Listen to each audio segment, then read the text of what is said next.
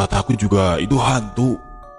Buktinya menghilang nenek itu, kata Suro dengan nafas yang terengah-engah. Namun hal berbeda diungkapkan oleh Nardi. Dia menolak argumen yang diberikan oleh Suro. Tapi ini, ada kayu bakar di sini. Masa hantu nyari kayu bakar? Ini lihat, masih ada kayu bakarnya, kata Nardi yang menunjuk kayu bakar yang tergeletak begitu saja di belakang mobil mereka. Seketika aku mencoba menenangkan mereka berdua. Suro nampak ketakutan atas apa yang terjadi, sehingga dia mengebut di jalanan yang berbatu hingga sampai ke rumah pada malam itu. Aku mencoba mencari kenapa mereka bisa ketakutan seperti itu. Akhirnya Suro bercerita tentang nenek yang dia temui, yang tiba-tiba menghilang begitu saja sebelum memasuki kampung. Sehingga dia mempercepat laju mobilnya karena dia menyangka bahwa itu adalah hantu. Namun Nardi sedikit ragu akan hal itu, karena dia sudah memastikan bahwa nenek yang dia lihat kakinya tidak melayang dan menempel ke tanah. Aku kembali teringat atas apa yang aku lihat di tengah hutan dengan cerita mereka berdua. Sesosok nenek tua yang aku lihat di lapangan tengah hutan yang mungkin sama dengan apa yang mereka temui tadi di hutan. Apakah ini sebuah pertanda? Entahlah, aku tidak tahu akan hal itu. Aku hanya mengambil uang sayur dari mereka dan menyuruh mereka untuk pulang dan beristirahat. Aku juga membangunkan Iki yang tertidur pulas di sana untuk pulang ke rumahnya, dan kayu bakar yang ada di mobil Suro akan dibawa Iki untuk dipakai sebagai kayu bakar di rumahnya. Karena di antara mereka berdua, tidak ada yang ingin membawa kayu bakar tersebut pulang. Aku pun memarkirkan kedua mobil itu, agar gampang ketika sayuran diangkut ke atas mobil ketika pagi tiba. Sedangkan Suro, Nardi dan Iki pulang ke rumah masing-masing yang letaknya masih berada di satu kampung denganku pada malam itu. Iki pulang sambil menggendong kayu bakar yang dia bawa, berjalan di tengah malam di sebuah kampung yang sepi dan hening ketika malam tiba. Yang ada hanyalah gonggongan anjing yang menunggu sang pemiliknya pulang ke rumah pada saat itu. Kondisi rumah pun terlihat sangat sepi, karena ibu, bapak dan kedua adiknya masih tertidur pulas di sana. Dia pun akhirnya masuk ke dalam rumah dan menutup pintu. Kayu bakar yang dia bawa disimpan di dekat pintu untuk nanti dia pakai ketika ibunya memasak ketika pagi tiba. Dia tertunduk lemas di sebelah kursi di ruangan tengah. Rasa kantuknya yang begitu kuat membuat dirinya kembali tertidur di atas kursi dengan kain sarung yang dia pakai untuk menutupi tubuhnya pada saat itu. Kampung pun kembali hening. Aku yang ada di depan rumah memilih untuk memejamkan mata di luar, menunggu para petani datang sambil membawa hasil tani ketika subuh menjelang. Sedangkan Iki, dia dikejutkan oleh sebuah ketukan dari pintu ketika tepat jam 4 subuh. Sambil terkantuk-kantuk, dia melihat jam dinding yang ada di sana dan kembali bangun untuk membuka pintu itu. "Ngapain sih? Jam segini ngetuk pintu rumah?" katanya sambil menggerutu. Tok tok tok. Suara ketukan itu terdengar sangat pelan. Ketika Iki masih berjalan menuju pintu rumah, mulutnya menguap.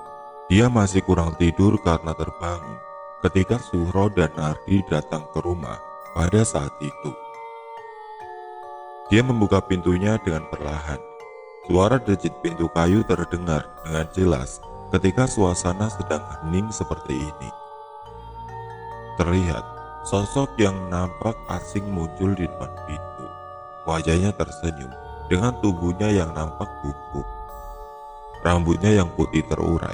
Dengan wajahnya yang keriput, dia menatap Iki yang masih mengantuk di dekat pintu rumahnya. Ada apa, Nek?" Nampak Iki kebingungan. Ada nenek-nenek datang ke rumahnya ketika subuh tiba. Nenek tersebut mengangkat salah satu tangannya secara perlahan. Tangannya yang benar-benar keriput terlihat dengan jelas olehnya. Dia membuka mulutnya secara perlahan sambil berkata kepada Iki yang ada di sana. "Nenek mau ambil kayu bakar yang tadi ketinggalan di mobil," katanya sambil menunjuk kayu bakar yang dia simpan di dalam rumah. Sontak perasaan Iki berubah ketika dia mendengar hal itu. Seperti ada hawa dingin yang menusuk dari luar yang membuatnya merinding secara tiba-tiba. Belum lagi lampu yang menyala berkedip begitu saja dan beberapa kali membuat suasana di depan rumahnya menjadi menyeramkan. Selang beberapa menit berlalu, nenek itu tiba-tiba menghilang begitu saja. Dan entah mengapa, Iki yang membuka pintu rumahnya pun ikut menghilang. Hanya kayu bakar saja yang ada di dalam rumah dengan pintu yang terbuka lebar pada saat itu. Dan hal itu diketahui oleh keluarganya ketika pagi tiba. Tis, bangun Tis." Aku tiba-tiba dibangunkan oleh bapak di pagi itu. Rasa kantuk yang masih menyerang karena aku yang kurang tidur membuat aku berat untuk membuka mata. Setelah aku menerima sayuran ketika subuh dari petani, biasanya aku akan tidur kembali di depan rumah dan dibangunkan di siang hari oleh bapak ketika sayuran sudah siap untuk diangkut ke mobil. Namun kali ini aku dibangunkan tepat 1 jam ketika aku tidur kembali. Aku diinterogasi tentang hilangnya Iki karena keluarganya datang dan menanyakan keberadaan dirinya yang kini menghilang entah kemana. Mereka bahkan membawa kayu bakar yang tergeletak begitu saja di dalam rumah sebagai bukti bahwa Iki sudah pulang ke rumah namun menghilang. Aku menjelaskan kembali tentang Iki, tentang kedatangan Suhro dan Nardi, juga tentang kejadian mereka bertemu dengan nenek-nenek di jalan yang membawa kayu bakar itu lalu menghilang begitu saja. Aku berkata bahwa Iki benar-benar pulang dan tidur di sebelahku ketika aku menunggu Suhro dan Nardi pada malam itu. Bahkan aku menyusul mereka berdua untuk memperkuat argumenku tentang Iki dan memastikan bahwa Iki sudah pulang ke rumah. "Apa gara-gara nenek yang nebeng ke mobil Suhro dan Nardi ya?" tanyaku kepada bapak. "Bisa jadi itu adalah pelaku pesugihan yang ada di balik hutan yang kemarin bapak bicarakan. Karena sewaktu kita mencari Bang Ujang, aku ingat bahwa aku bertemu nenek-nenek di lapangan itu. Aku takut bahwa itu adalah sosok yang sama dengan yang Suhro dan Nardi temui sewaktu di jalan." Semuanya terdiam. Mereka bingung atas apa yang aku katakan. Apakah mereka harus percaya atau tidak atas apa yang aku ucapkan? Karena tidak mungkin nenek-nenek itu bisa menghilangkan orang begitu saja. Bapak yang mendengar perkataan itu langsung berpikir keras. Bahkan dia sampai memanggil Pak RW untuk berdiskusi tentang hal ini. Ini sudah menjadi hal yang serius. 2 orang di kampung hilang begitu saja. Apa yang sebenarnya terjadi? Apakah ini ada hubungannya dengan tempat pesugihan yang ada di balik hutan yang berbatasan dengan kampung sebelah? Atau mungkin ada misteri lain di balik itu? Bapak akhirnya memutuskan untuk mencari kembali mereka ke hutan bersama warga. Dia mencoba mempercayai atas apa yang aku lihat. "Jadi gimana Pak? Kita mau menyusul hingga tempat pesugihan itu. Nanti kalau kualat gimana?" Nampak ada sebuah keraguan dengan Pak RW dan para warga. Mereka yang tahu bagaimana seramnya hutan itu membuat mereka nampak ragu. Namun Bapak berusaha meyakinkan mereka bahwa mereka harus mencoba untuk mencarinya. Karena kalau tidak, Bapak khawatir akan ada orang lain yang kembali menghilang. Pak RW yang mendengar hal itu langsung berbalik dan berkata kepada warga untuk mengikuti saran Bapak. Akhirnya Bapak dan warga sepakat untuk mencari mereka ketika siang tiba. Ketika Bapak dan aku selesai untuk mengangkut hasil tari warga ke pasar induk yang ada di kota. Siang pun tiba, nampak awan hitam muncul begitu saja dan menutupi matahari yang bersinar dengan terangnya di atas sana. Warga kini mulai pencarian kembali Iki dan Mang Ujang yang hilang entah kemana. Sedangkan Suhro dan Nardi, dia berangkat ke pasar. Nardi kini menjadi sopir mobil yang seharusnya dikendarai oleh Iki. Mereka berdua pun diberikan amanat untuk melaporkan kejadian ini kepada aparat desa dengan berkas-berkas yang sudah Bapak siapkan sebelumnya. Bahkan Bapak berpesan bahwa ini adalah laporannya seseorang yang mereka kenal sebagai bandar sayur di kampung itu. Hal itu sengaja dia buat agar laporannya bisa segera diproses oleh mereka dan bisa membantu pencarian orang-orang yang hilang di sana. Entah mengapa pencarian kali ini begitu sulit. Alam rupanya tidak berpihak pada kita semua. 1 jam setelah kita masuk ke dalam sana, hujan pun turun, membuat semua jalan menjadi becek dan licin. Apalagi kabut tebal pun turun sehingga membuat pandangan kita pun terbatas. Namun, suara dari benda-benda yang dipukul-pukul oleh para warga membuat suasana di sana sedikit agak ramai.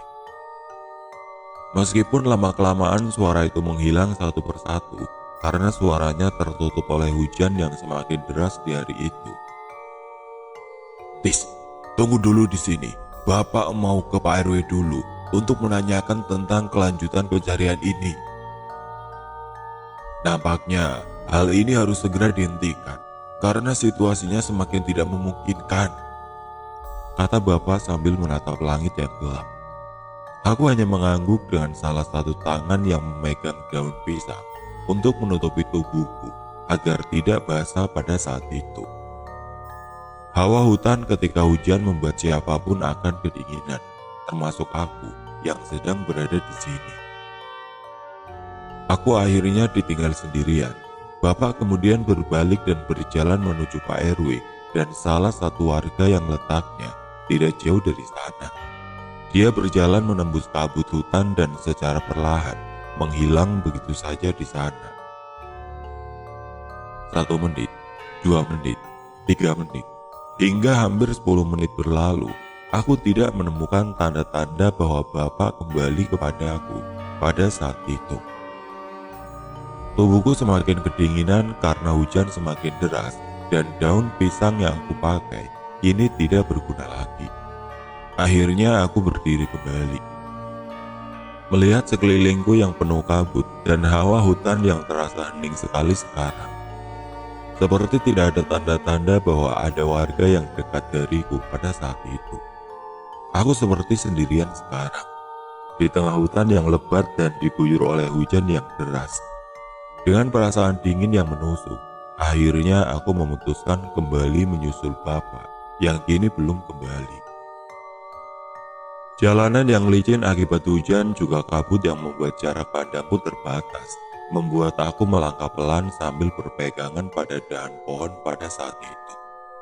Aku benar-benar tidak merasakan bahwa ada warga yang tadi ikut mencari orang yang hilang di sekitarku pada saat itu. Aku benar-benar sendirian sekarang. Yang kulihat hanyalah kabut putih juga pepohonan yang lebat. Apakah aku tersesat? Atau mungkin Bapak yang tersesat? Entahlah, aku tidak tahu. Yang pasti aku harus bergegas untuk kembali karena aku benar-benar merasa sendirian sekarang.